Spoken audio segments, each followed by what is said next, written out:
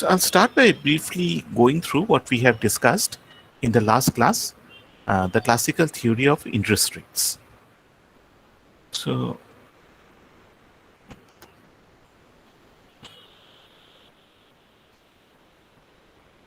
just as in the simple Keynesian model, aggregate demand comprises of three components: consumption, private investment, and government spending. We are assuming a closed economy at this stage. Now, in the classical model, we will see that the interest rate does not affect the level of demand. In other words, if the interest rate goes up or goes down, then this will simply lead to a shift in the change in the composition of demand.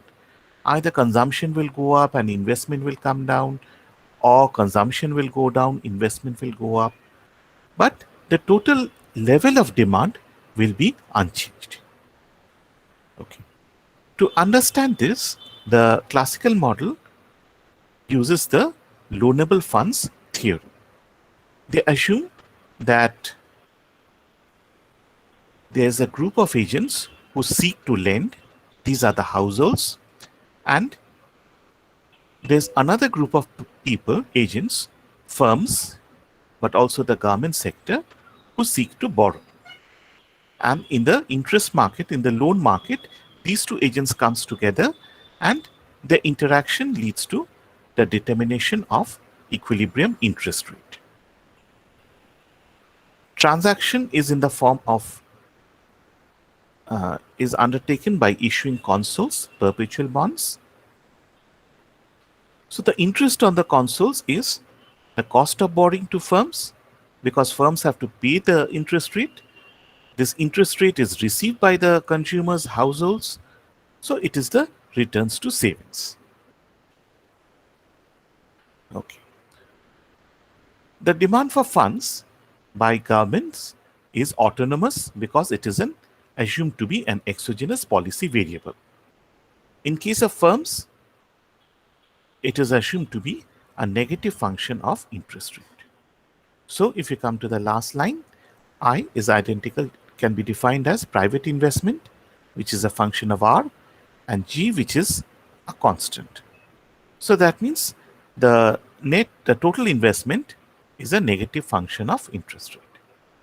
Supply of funds, on the other hand, depends upon household savings. If you save more, you can consume more in the future. So if interest rate goes up, that means you have more resources in the future. So consumption is going to be even more biased towards the future.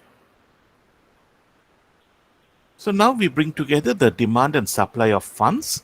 This is the supply of funds, this is private investment, and this is the total investment. So this is IP, and this is IP plus the government spending, government demand. Okay.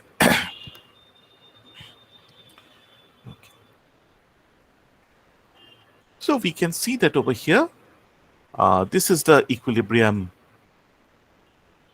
amount of bonds issued, and the rate of interest is R0. Now, in the classical model, rate of interest does not affect the real variables, that is output or employment. The reason is, as I've said, it only determines the composition of demand, not the level of aggregate demand.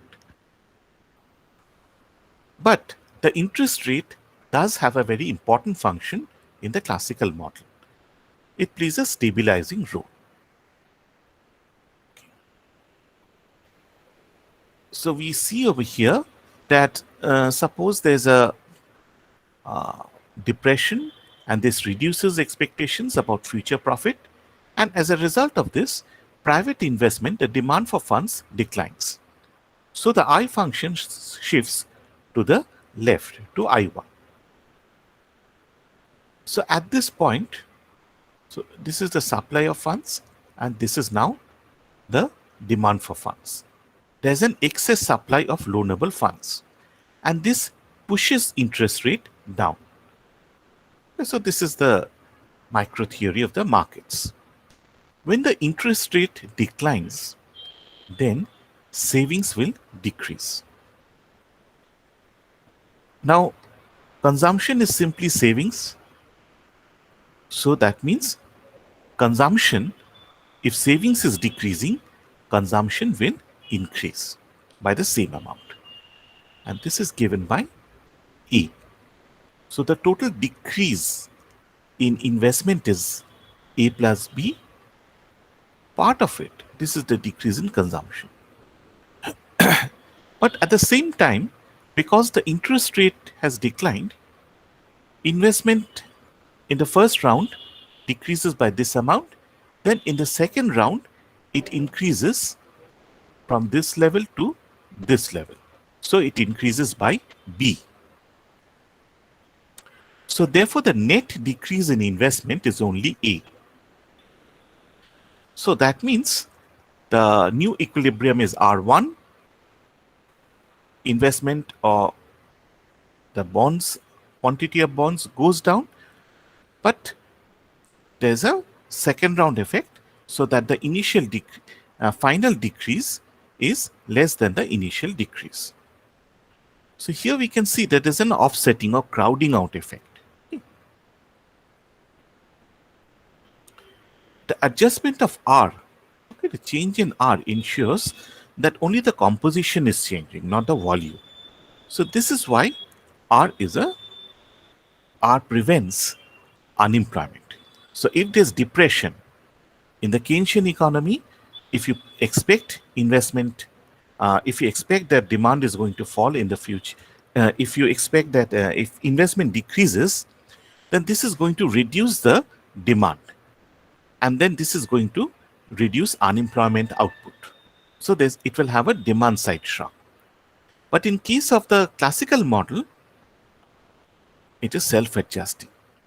So the interest rate only leads to a change in composition, not the level of aggregate demand. It insulates the economy from a demand side shock. So the classical model is self-adjusting in the sense that it will always be in full employment. Okay. So this is what we discussed in the last class. Is this clear to everyone?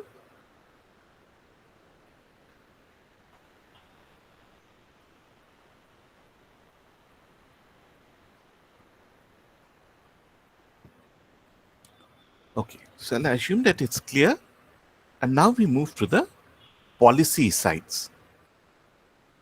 Let us first look at fiscal policy, and more specifically on government spending.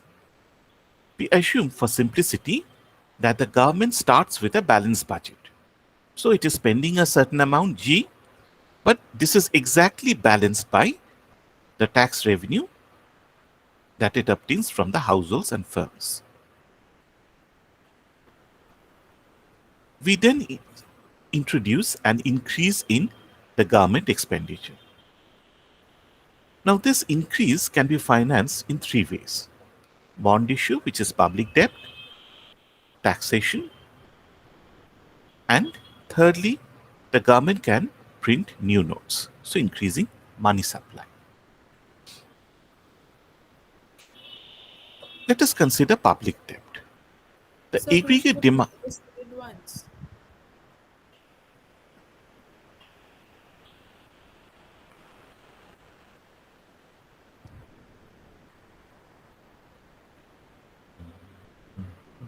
Thank you, sir. Okay. Now let us first consider the impact of public debt. Now if you remember how we constructed the aggregate demand and aggregate supply curve, how did we construct the aggregate supply curve? We simply assumed that there was a demand for labor, a supply of labor. This gives the real wage, equilibrium real wage, and the equilibrium employment in the market. And the ceiling to the labor supply is given by the population. So once we have determined the equilibrium employment level, we simply put this into the production function. The capital stock is given. So once we put in the amount of labor used, we get the output.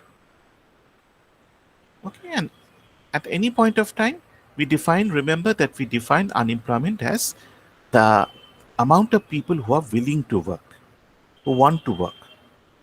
It's not the amount of labor that is available. I mean, a worker may decide that I don't want to work at this going wage rate. He withdraws himself from the labor market. So that is full employment. So all those who are supplying, who are seeking work, get work. So where is aggregate demand? I'll just go back to it. I think that will be easier for you to remember.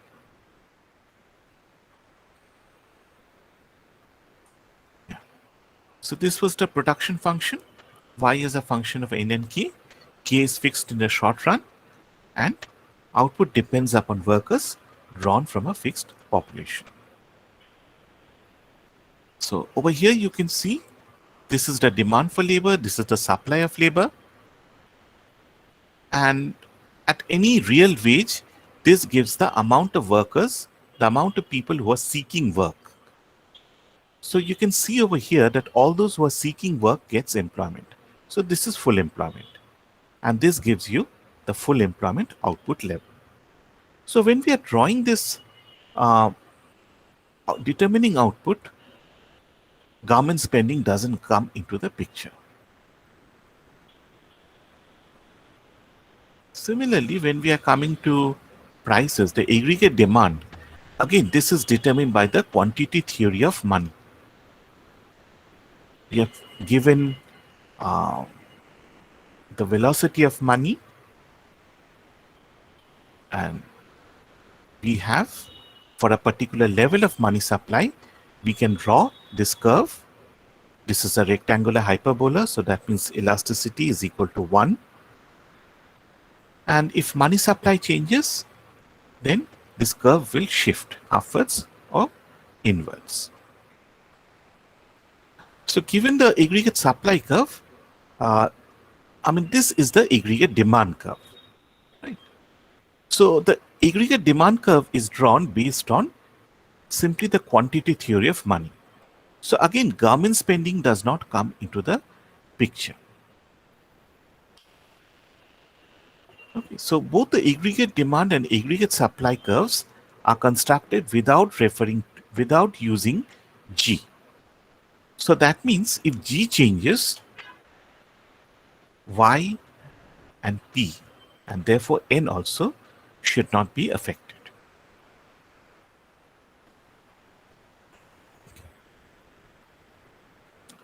Now let the budget deficit be BD1, which is G minus T, which is positive. So that means we have a budgetary deficit. And remember that the initial budget deficit was 0. It was a balanced budget. So we start with a balanced budget. So that means this is the demand for funds. And then we introduce the increased government spending, which shifts the investment function outwards by the amount of budgetary deficit. So this is the same diagram that I started off with. What is going to happen? Only we are going the reverse way. In the earlier case, it was like this. Now we are moving like this. So what happens is R0, and this was the initial demand and supply of funds. Okay. Now what is the equilibrium? Well, the equilibrium is easy to identify. It is F, R1 and S1. But let's look into the components carefully. What happens? R has gone up. So what will happen to consumption function? Don't bother to write it down. I'll give you time. Just focus on the explanation. So if our rate of interest goes up, what will happen to savings? Does savings become more attractive to households? Yes, sir. Yes, Yes. sir. Yes, Yeah. sir. So you are going to increase saving, which means if you increase savings by, let us say, 1000 rupees, what will happen to your consumption?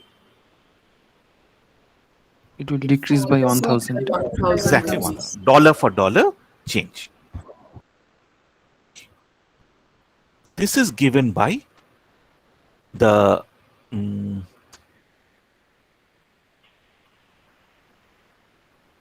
okay, the decrease. Okay, so we have a decrease in consumption. Acha. Now,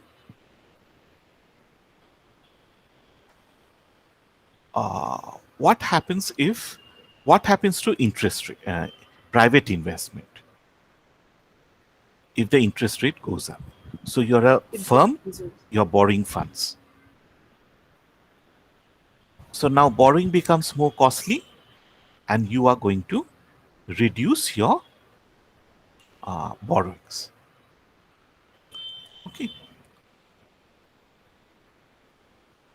So what we see over here is from here I move to here. So what has happened? Initially, this was the excess demand for funds. Okay. A plus B. This amount. The amount that has gone up. Acha. The excess demand for funds is taken care of in two ways. Firstly, private investment adjusts, and secondly, savings goes up. The supply of funds goes up. So there's an increase in government spending, in government demand for funds by G minus T1. Part of it is offset, crowded out by private investment. This is B. The part of it is met by increased savings. So therefore, the change in private demand, the increase in private demand is adjusted in this way. Therefore, the aggregate demand again remains the same, although G has gone up. And if aggregate demand is unchanged, what will happen to the price level in the commodity market? See, supply hasn't changed. So if we continue with the same supply curve, price level will change only if there's a change in demand. But you can see that you have a change in the composition of demand, not the an increase in the level of aggregate demand. Therefore, there's no impact on the price level.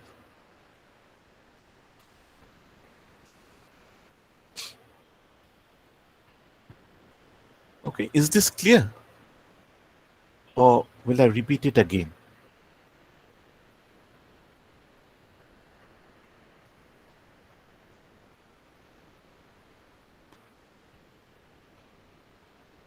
So clear. Yes, sir. It's Okay. clear. Acha. Do you need time to write it down? Yes, sir, please. Yeah, okay.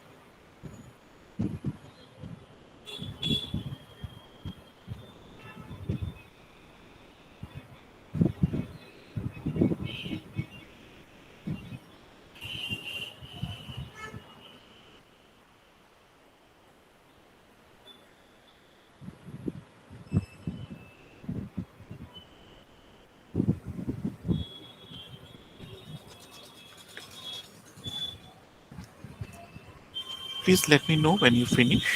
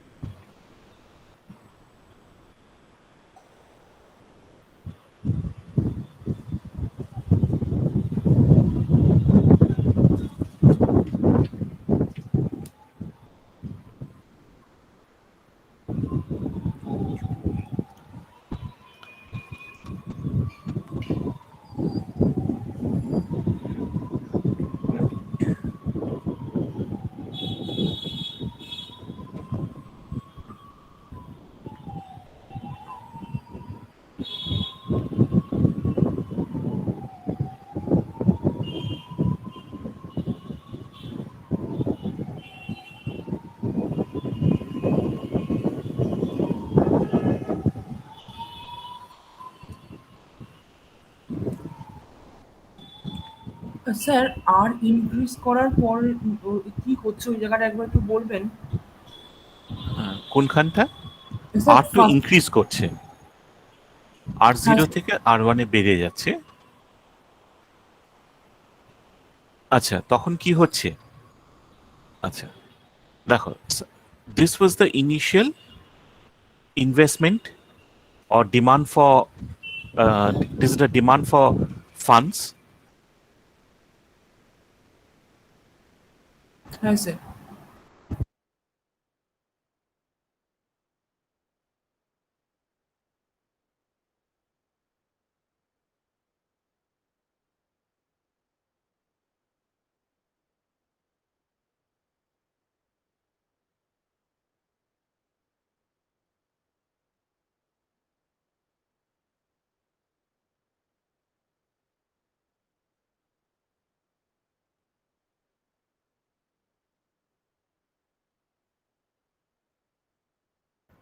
Sir, I have finished writing.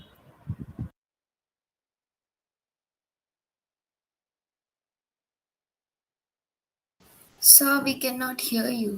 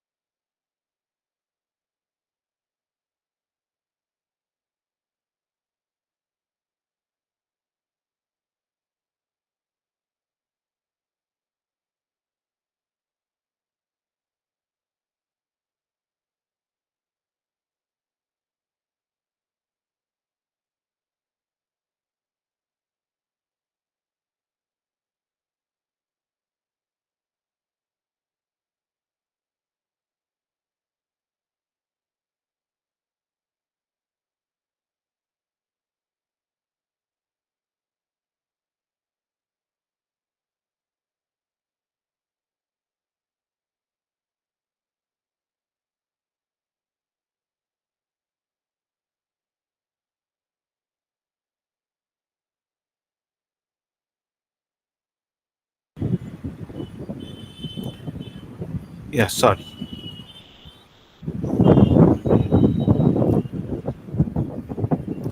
একটা দাঁড়াও, আমি পিপিটিটা খুলি।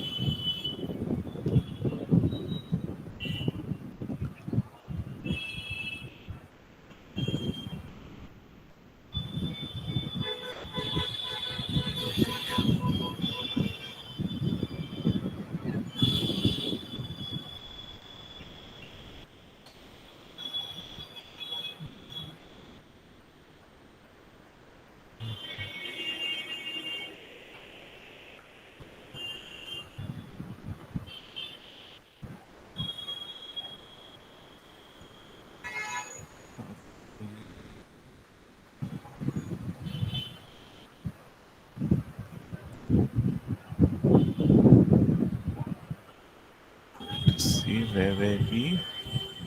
Fiscal policy. এইখানটা ছিল। So we can't see the presentation. হ্যাঁ, yeah, we started.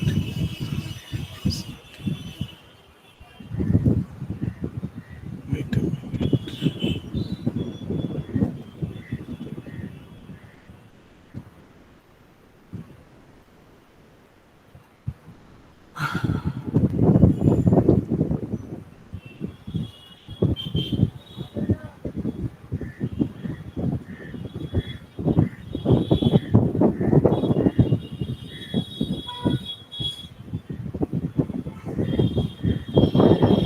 I think this is now visible. By the way, have you been able to copy this down? Yes, sir. Yes, sir. Okay. Yes. ঠিক আছে। আচ্ছা, so I think the question was, just to repeat this part, what will happen if the interest rate changes? আচ্ছা, So just a small question, like what is I star in the fourth point? In Sorry, this, fourth point from the last. yeah, this I star. Yes, sir. So I star is the investment, you can see. So that means I star is initially I0 and it rises to I plus G minus T1. Okay, so this refers to like investment. Yeah, the equilibrium investment. Okay. So I1 cannot be I star. Initially it is I0, then it is this I plus G. Okay. So what happens is, see this curve shifts by G minus T by 1 by the budget deficit. So if we measure it for any rate of interest, it should be the same. মানে এখানে R1 এ যদি measure করি, এখানে measure করি, the gap should be the same between both the curves, I and I plus G minus T. Okay. And the difference will be G minus T by 1, the budget deficit. So what is the excess demand? At R0, the excess demand is this much. এখানে actually curve না ঠিক মতো আঁকা হয়নি, it's not parallel. The excess demand is this much. If we move it to R1, it will be the same, G minus T. So the excess demand is given by this amount. So when the government spending has gone up, the demand for fund goes up by G minus T. So this is the increase in aggregate demand.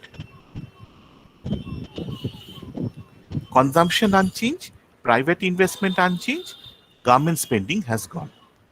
So aggregate demand goes up. What happens is now consumption is also because the rate of interest is going up, savings is going to increase. Okay. The returns to saving has gone up. Therefore, people are going to save more. This means that people are going to consume less. you can think of it in this way. Initially aggregate demand was consumption plus this is private investment and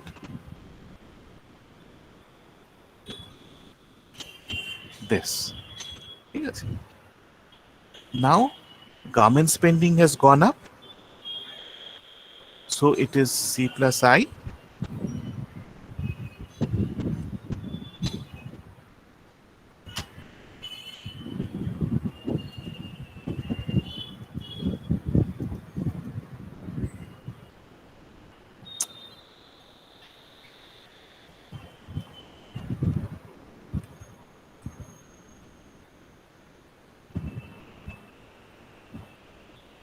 Okay. Achha.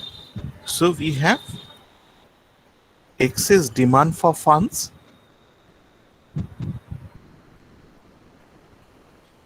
So if there's excess demand, the price, which is in this case is rate of interest, is going to increase. Achha. This has two effects. One is savings becomes more attractive.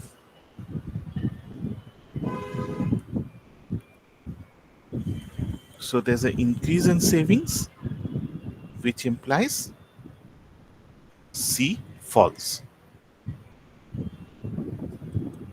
Yes.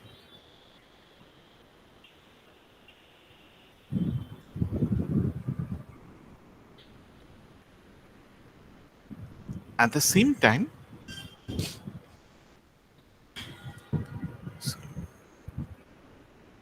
because interest rate increases,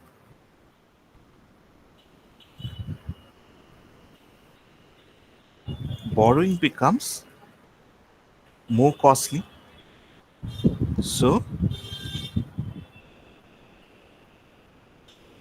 private investment,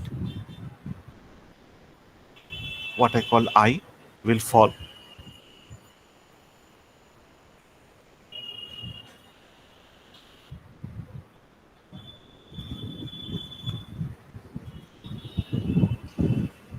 So what is the net effect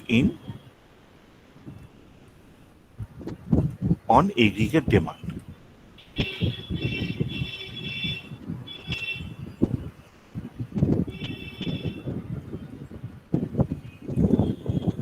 In the first round it was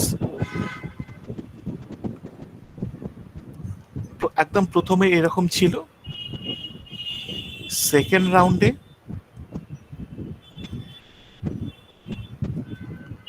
it becomes this. So I have excess demand, and now in the third round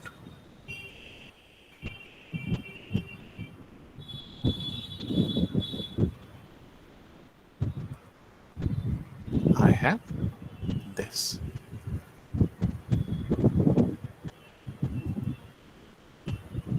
Okay. And the trick is this cancels out.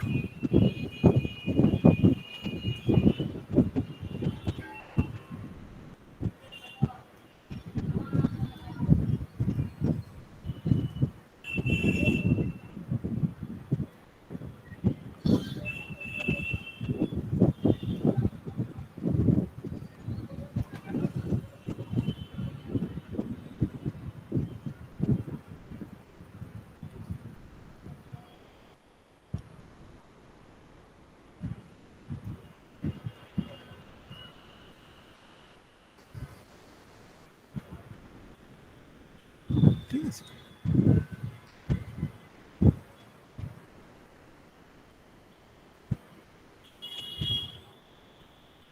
If you look at it, this is the increase in government spending. এখান থেকে দেখো savings বেড়ে যাচ্ছে. You have increased supply of funds, and if you look at demand for funds, this is the decrease in private investment. So the increase in supply of funds means increase in savings, which means that consumption has fallen. So consumption falls by this amount, investment falls by this amount, and government spending has gone up by this amount. So you can see that the increase is exactly matched by the decrease in investment and the decrease in consumption. Okay, so therefore aggregate demand remains the same.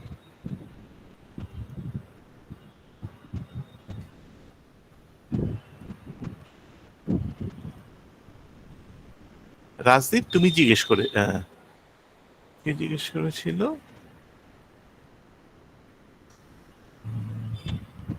who asked this question?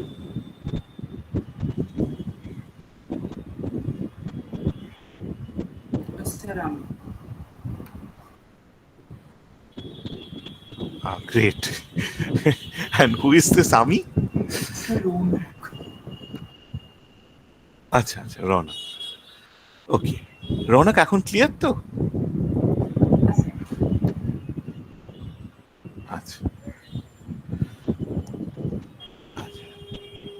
So as I've said, the increase in government spending can be financed by three ways. Bond issue. We had shown that this does not have any effect on aggregate demand. Now, there is one problem with this effect, which we have dealt with before.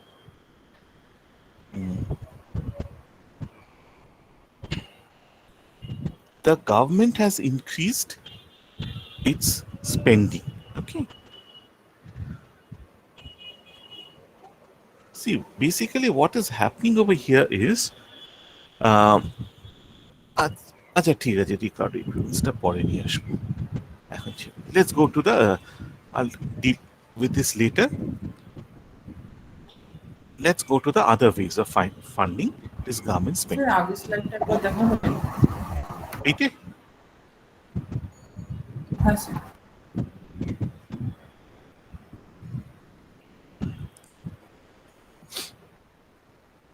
হ্যাঁ sir thank you আচ্ছা।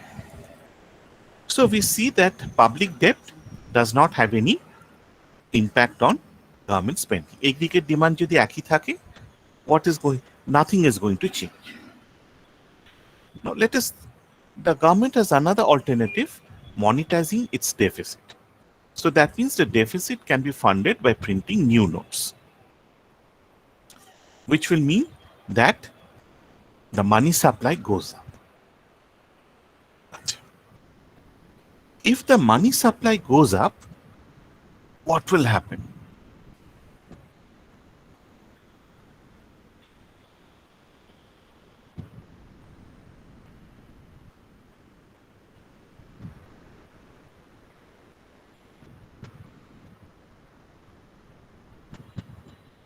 If you go back to the quantity theory,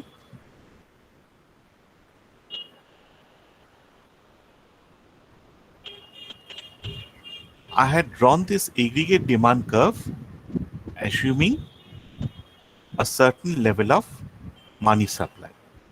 If the money supply goes up, the aggregate demand curve is going to rise. Right? Remember? Okay. So if V and Y is constant, suppose M doubles. Okay. So in that case, P is also going to go up proportionately.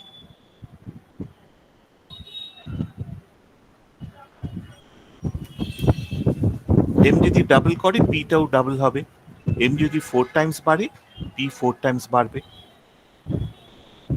So what is going to happen is that your money supply will shift the aggregate demand curve outwards. But the vertical aggregate supply means that the only change will be in the price line.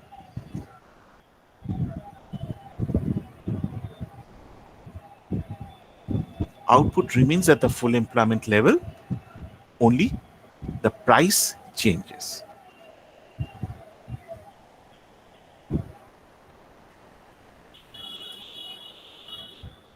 Okay.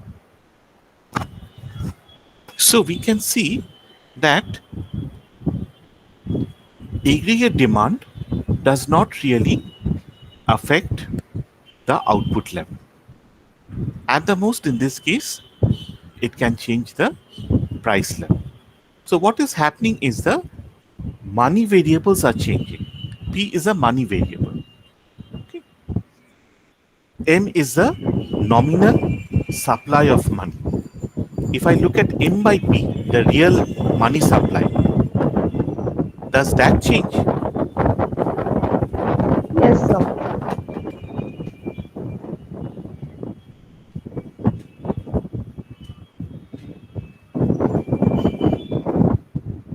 No, no, no, sir. No. If I'm talking about real variables, it's very clear that Y output and employment is same. If I'm talking about the real balance, real money supply, they are changing proportionately.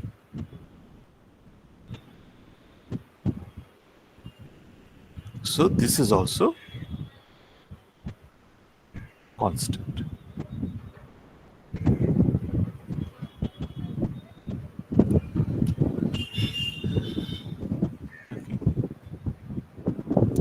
Now, third, let us look at taxes. So the government has increased spending, there's a deficit, and now the government decides to impose more taxes. Okay, but rather than looking into this, I mean, say an increase in G basically means stimulation, stimulating the economy. So what we can think is that we keep G constant, we reduce the taxes so that you have a budgetary deficit. The effect is analogous to that of an increase in G. Okay. So initially the budget is balanced, then the government introduces a lump. It's very windy today. So the government introduces a cut in the taxes. And we assume that the taxes are lump sum. So that means all of you have to pay a fixed amount, which is T bar. Let's say it's 1,000. After the tax cut, all of you have to pay the same amount, which is lower, let us say 800. So this is going to lead to a budgetary deficit, which will have to be financed by a public borrowing. I can't, I've introduced the tax cut, so I can't really push up the tax revenues again. So if I take recourse to public borrowing, again I'm going to have the same crowding out effect which I've just discussed now. The interest rate is going to rise, investment is going to fall, savings is going to go up, hence consumption is going to decline. So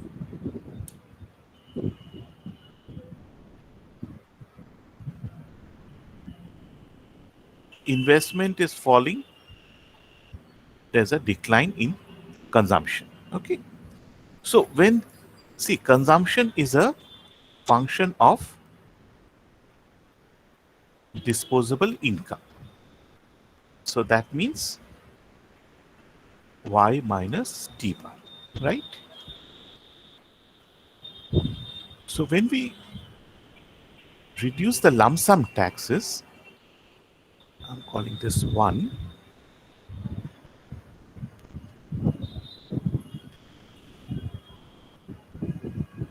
Your disposable income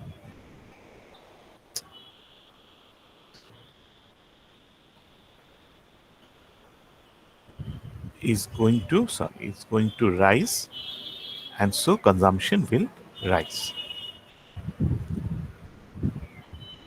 But when I'm trying to fund the deficit, I have to take recourse to public borrowing. This is going to reduce consumption. So that means consumption falls to the same level.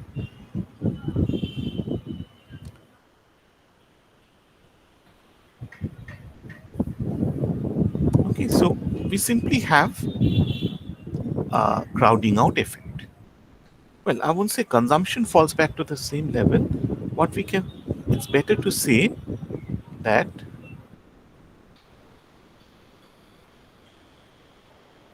there's also a decrease in investment. So therefore, the aggregate demand becomes the same.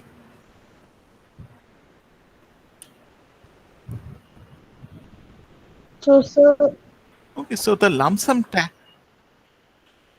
yeah, here the rise in C is equal to the following fall in C and I. yeah, exactly. So in the initial period, C rises. What I have is the plus C is equal to so the second round impact on consumption, and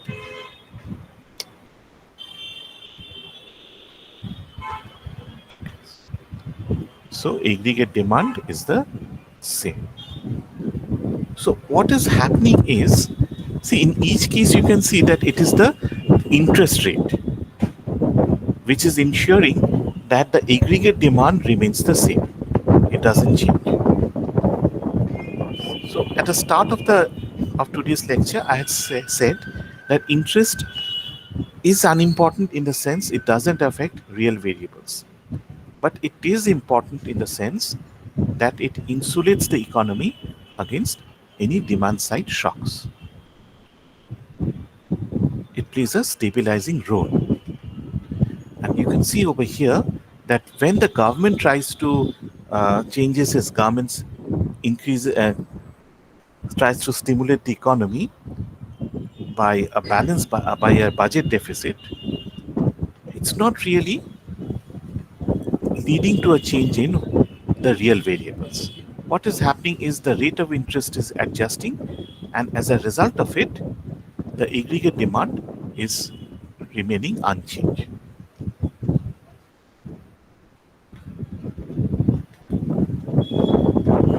Okay, so I've made a mistake over here.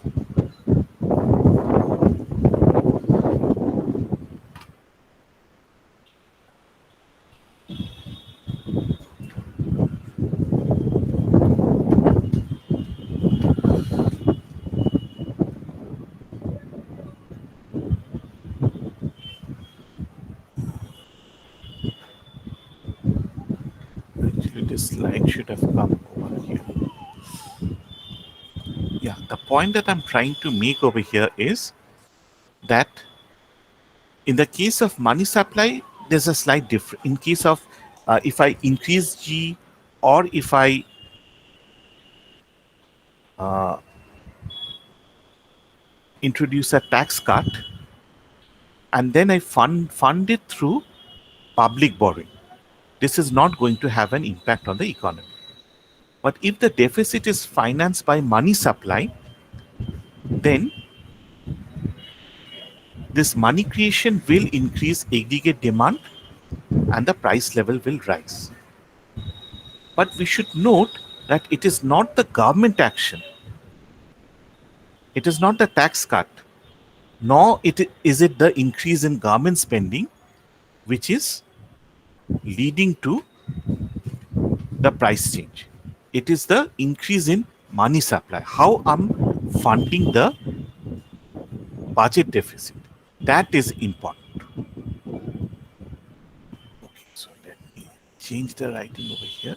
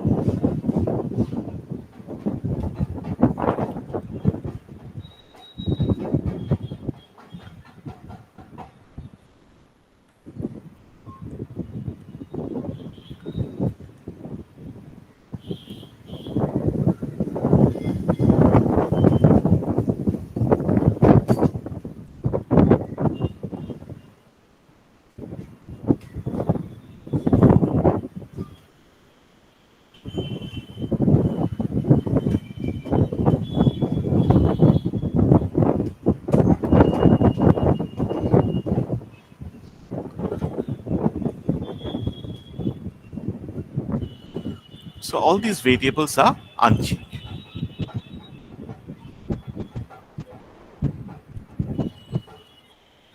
There is a change only in the composition of demand.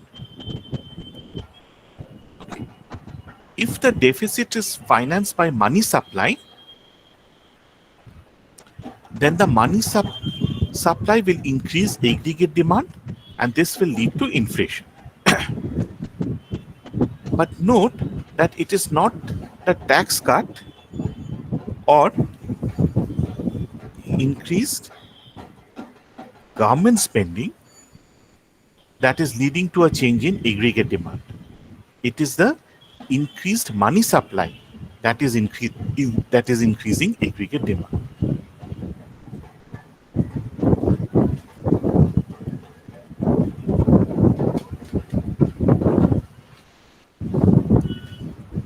Okay. So is this red part clear? Yes, sir.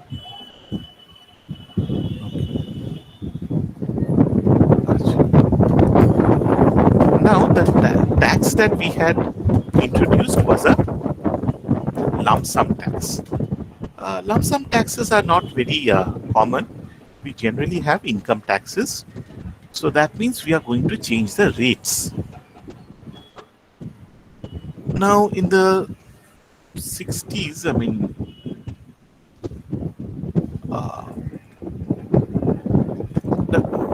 there's a group of economics which is called the supply side economics, which we had discussed in the ISLM model. So they focus on tax cuts, but the tax cuts are through changes in the tax rates. The income tax rates are changed. Now, in the 19th century and early 20th century, the tax rates were very low. It was generally below 5%. Remember that macroeconomics is basically was developed in US and in Europe.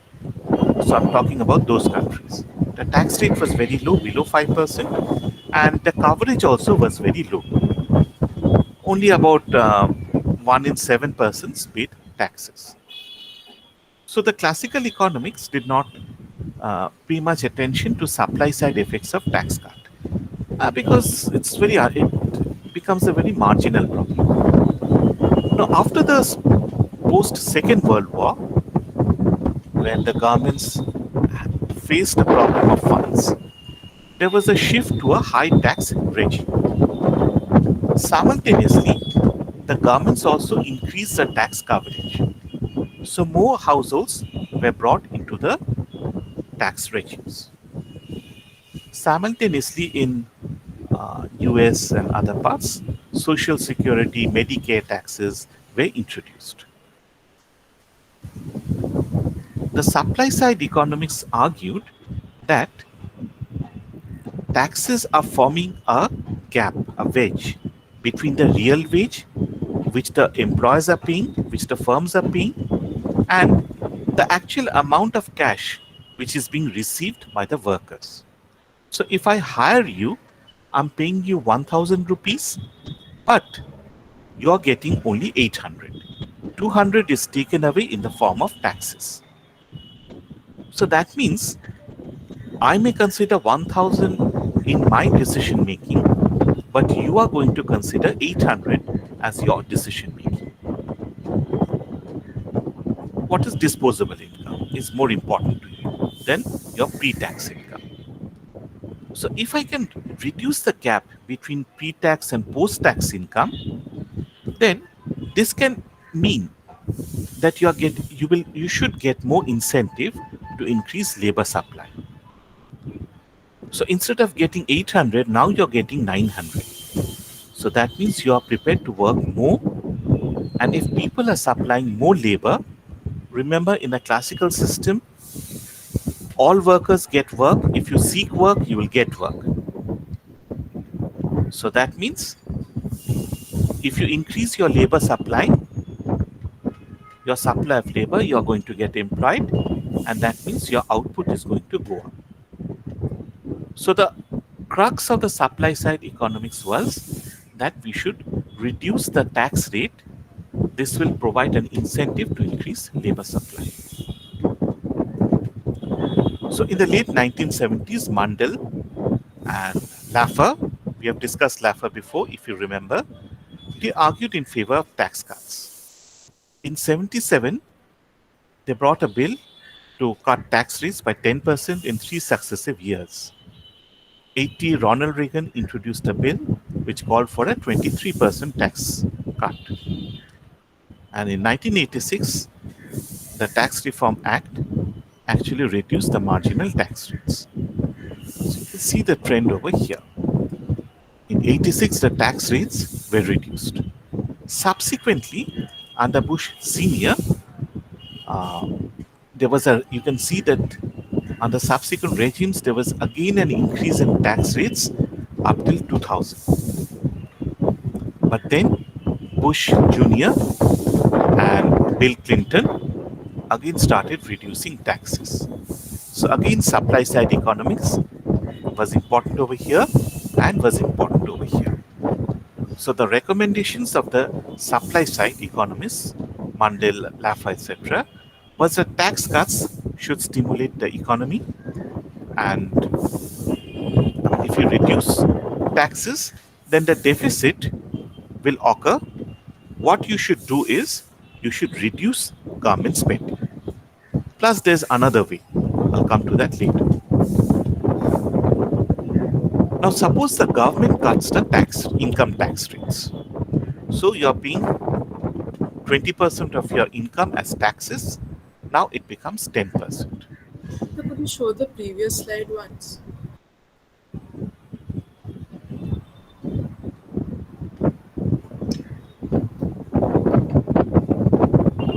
Thank you, sir.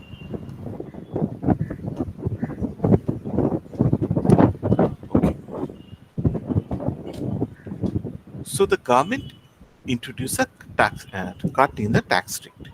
Instead of 20% tax, you are now paying 10%. So your pre-tax income was, let us say, W by pre-tax income is W by P. You're paying a tax of TY. So it's T into W by P. So what is important to a worker is the disposable income, which is this. Okay. So the supply of workers will depend upon this value. When T is a constant, it's a parameter to the worker. So when there's a tax cut, let us say from 0.4 to 0.20, the supply curve is going to shift outwards. Okay, this is a parametric change. So we don't move along the supply curve, but the supply curve shifts. So for every real wage rate, you are going to supply more labor. So when there's an increase in the supply curve outwards, you can see the real wage decreases and your employment goes up. So instead of N0, N1 is employed. And given the production function, output also is going to go up. So you can see over here, this is the diagram in the earlier page. So output has gone up, employment has gone up. So over here we can see that output increases from A to B. So this should actually be Y0 and no, this is okay. So output goes up from Y0 to Y1.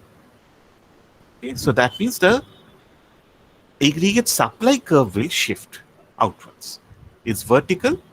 So for every price level, you're going to supply more output. Instead of Y0, you're going to supply Y1. The aggregate demand is unchanged. So that means price is going to fall up and equilibrium output is going to go up from A to B.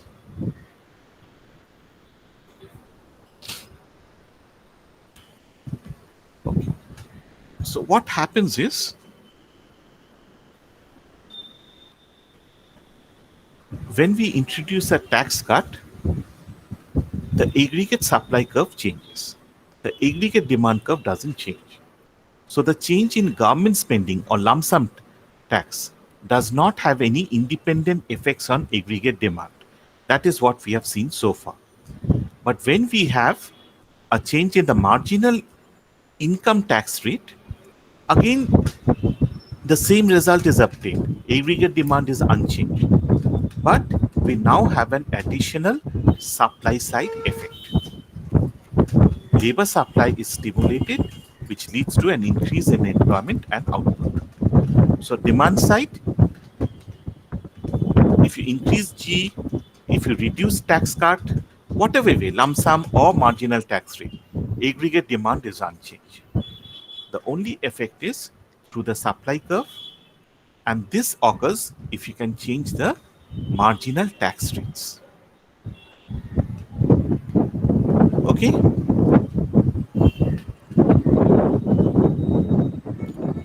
আমি আগের স্লাইডে যাব।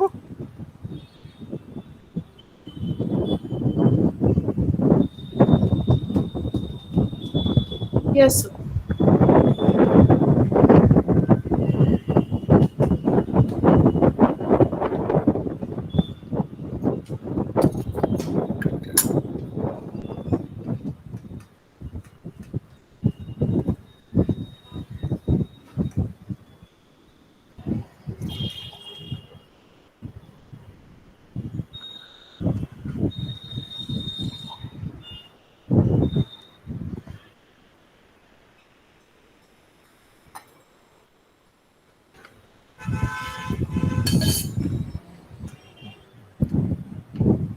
Sir, I have a question.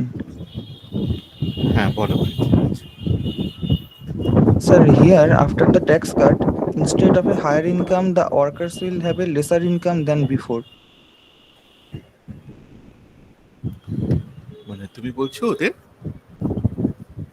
ফল করে ইনকামটা কমে যাচ্ছে। যাচ্ছে। যেটা হচ্ছে ওয়াইটা কমছে, কিন্তু যদি তোমার ওয়াই ডিটা কি কমছে তুমি কি শিওরলি বলতে পারো?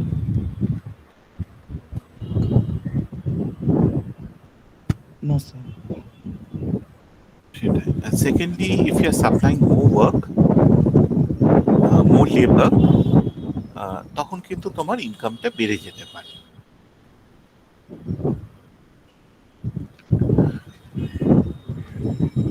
Yes, sir, got it. হ্যাঁ, পরের স্লাইডে যাব।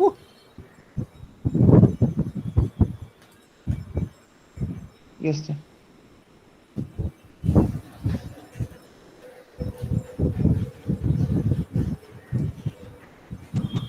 একটু ভুল আছে।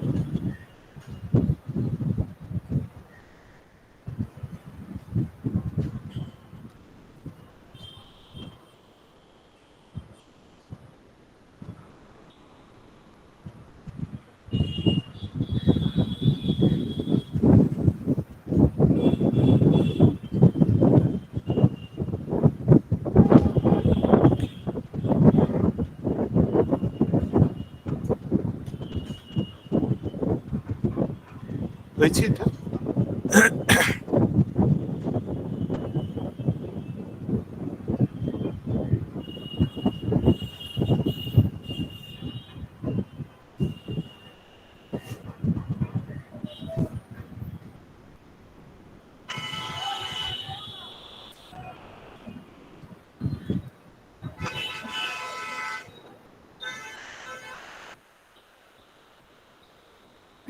Done, sir. Okay. আচ্ছা। So then the question is, does supply side economics work? যেটা আমি বললাম এটা তো theoretical economics. See, again theoretically, if the supply curve shifts to the right, this should stimulate the real GDP. Now, when you are cutting taxes, what is happening? Your T is going to fall. So, if your G is constant, what will happen to your budget deficit?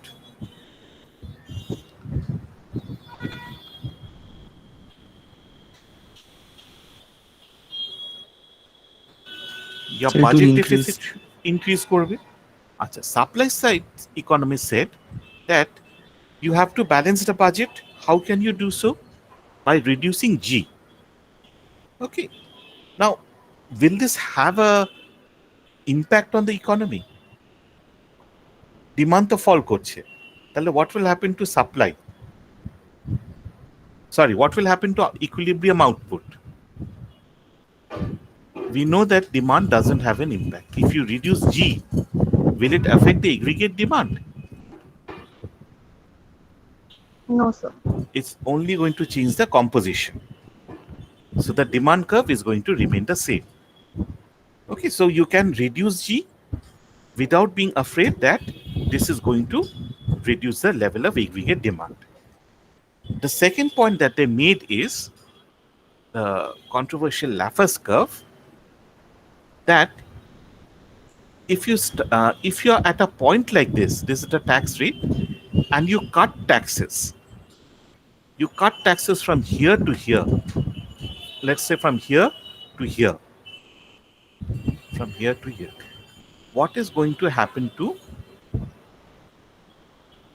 sorry আমি ভুল বলছি, এইখান থেকে তুমি এখানটা এলে, so this is your tax rate,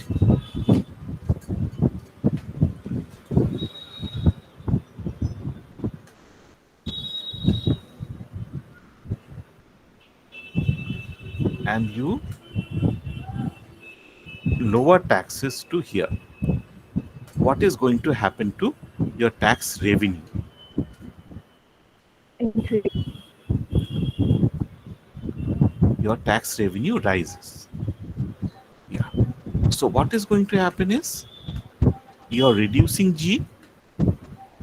Even if you reduce small t, this is going to rise, so that your budget deficit, your budget will be balanced. So this is the famous Lafferz curve, and when it was introduced during the 80s, it appeared like magic to them. So it was called Voodoo Economies.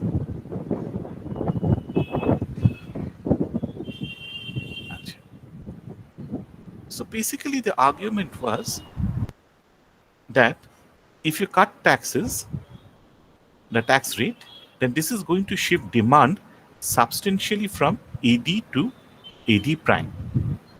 Okay, we'll see this. Yeah, I think this is better.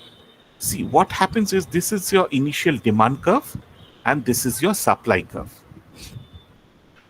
If you cut taxes, your demand curve is going to shift sharply in the short run. It's going to go up to by this amount. Therefore, in the very short run, your output is going to go up by this amount. The firms will feel that, okay, we are going to increase the number of shifts, overuse the machinery, and take advantage of the increase in demand. So there's going to be a very sharp increase in output from E to E prime. Clear? Achha. When your tax rate has been reduced, your tax revenue should fall. But because GDP has gone up sharply, so it's a case of del T has fallen, but del Y has gone up. If del Y goes up substantially, then the tax revenue is going to go up.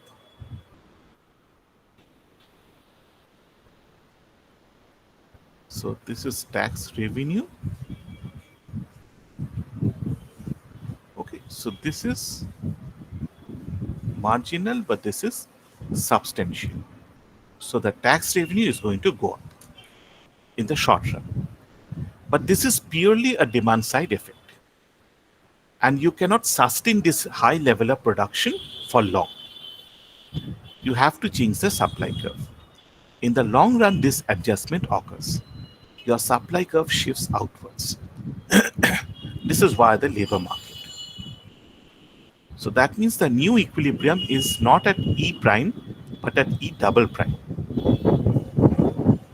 If you compare with E, GDP does go up, but by a very small margin. So what will happen in the long run? So this was the short run, but in the long run, the increase in Y is marginal. So what will happen to your tax revenue? It's going to fall. So, what is that you have written in the second line, like SUB under del Y? This one. Oh, substantial. Okay.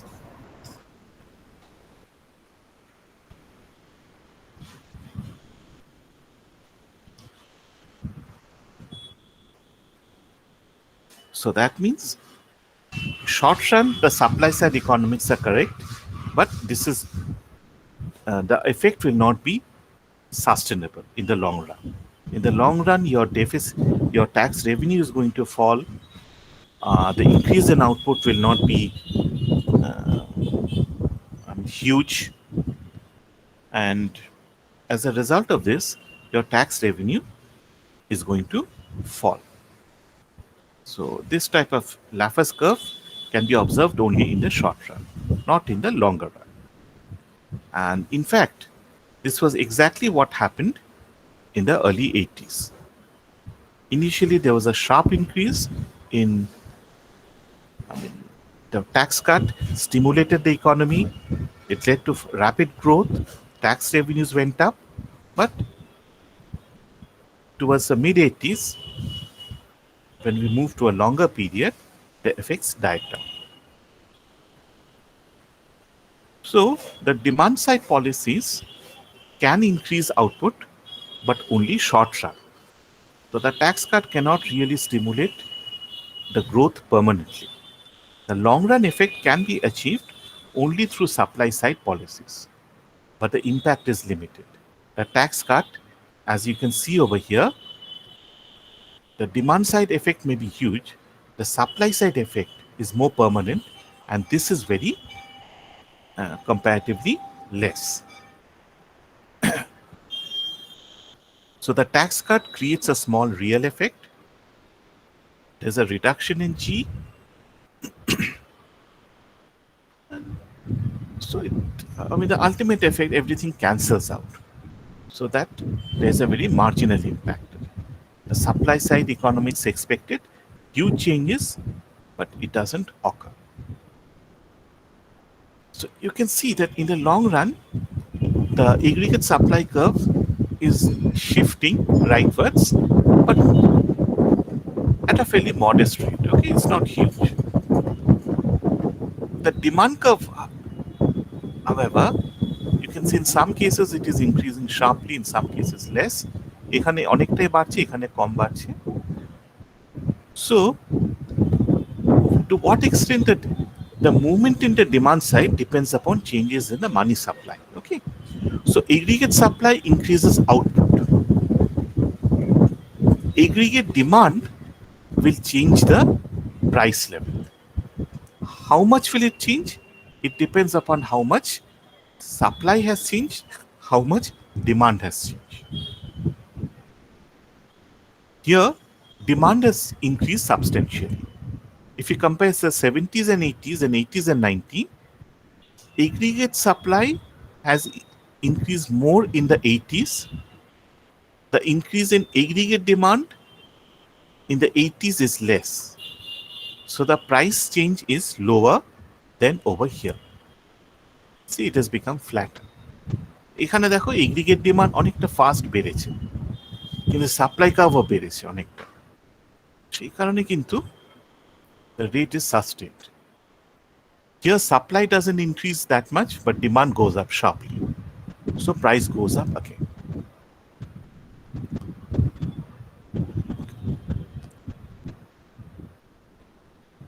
So coming back to monetary policy, the quantity of money, that is money supply, determines the price level and the level of nominal income.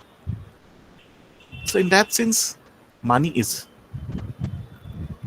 if we think about it, if you ask the question that is money important? Well, in one sense, money is not important because it affects price level, nominal income. It doesn't affect any of the real variables. The equilibrium value of output, employment, interest rate, they are not determined by money supply. It is the forces of product, or what the classicals call productivity and thrift, that determines the real variables. But in another sense, monetary policy is important because it ensures price stability. Okay, so depending on how you control the money supply, you can ensure that prices remain the same and there's no inflation in the economy. So to sum up, the classical economists stressed on the self-adjusting nature of the economy. The interest rate was the stabilizing tool. If there's a demand side shock, the components adjusted within themselves, C, I, and G, adjusted so that aggregate demand is unchanged. The labor market is the second shield. You have flexible prices, flexible money wages, so that you have equilibrium, which is unchanged in the labor market. So it basically implies that there's no scope for state intervention. The classicals, therefore, argued in favor of the laissez-faire economy. The second important lesson of the classicals was the dichotomy between the real and monetary sectors. What was called the classical dichotomy? Real variables are determined by real factors. Money is simply a wheel. It determines the nominal values by which we measure quantities, but it doesn't affect real variables. Okay. So this is the end of the classical system. একটা খুব ছোট জায়গা, একটুখানি আমি পরের দিন করিয়ে দেবো।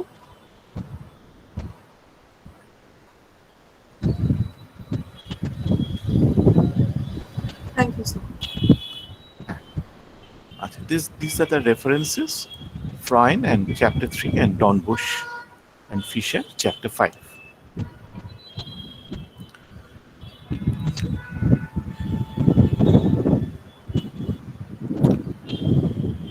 Okay, so we have finished the classicals.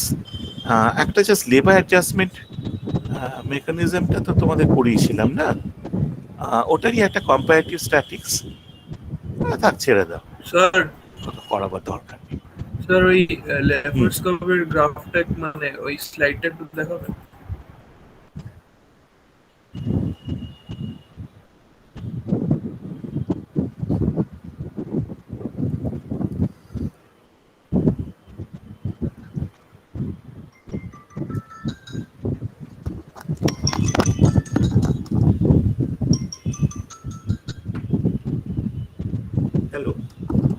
Minute দাঁড়ান।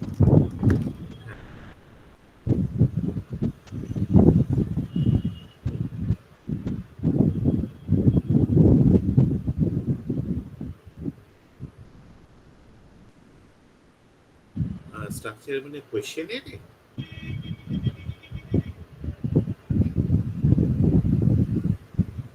আচ্ছা, হ্যাঁ, একটা লাগলে অনেক সময় সুবিধা হয়।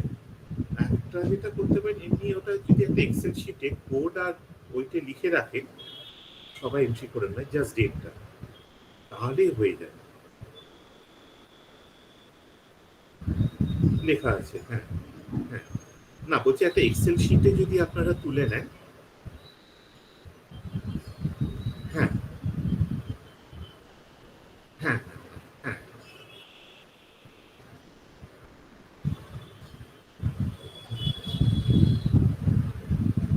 হ্যাঁ, আপনারা কি স্টার্ট করে দিয়েছেন ডেটা এন্ট্রি?